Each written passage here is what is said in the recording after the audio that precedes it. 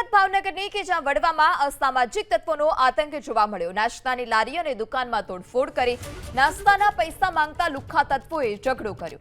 ઘર પર પથ્થરમારો કરવાનો પણ આરોપ છે। વડવાના પાદર દેવકી વિસ્તારમાં મોડી રાતની આ ઘટના છે। વધુ માહિતી સાથે સંવાદદાતા પાર્થ ફોન લાઈનથી જોડાયા છે। જે પાર્થ, આ લુખ્ખા તત્વોએ શા માટે આતંક મચાવ્યો, શું વધારે વિગત?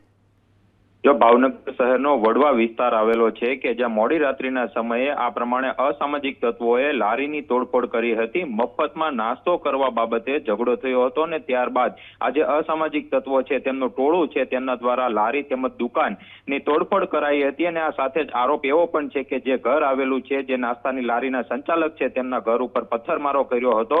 રાત્રિના સમયે આ ઘટના બનતા નિલંબક પોલીસ છે તે ઘટના સ્થળ ઉપર પહોંચી હતી અને આજે આમલેટ તેમજ અન્ય જે નાસ્તાની લારી હતી તેમની તોડફોડ કરી તેના પણ દ્રશ્યો જોઈ શકાય છે। અને સાથે જ જે પથ્થરમારો થયો હતો તેને લઈને ઘટના વધુ ઉગ્ર ન બને તે બાબતે અધિકારીઓ છે તે ઘટના સ્થળ ઉપર દોડી ગયા હતા, પરંતુ હજી સુધી નિલંબક પોલીસ દ્વારા આ સમગ્ર ઘટનાને લઈને કોઈ સત્તાવાર ફરિયાદ છે તે નોંધવામાં નથી આવી। 3 દિવસની અંદર આવી બીજી એક ઘટના સામે આવી છે જેમાં અસામાજિક તત્વોનો આ પ્રમાણે આતંક છે તે સામે આવ્યો છે। જી પાર્થ, માહિતી બદલ આભાર।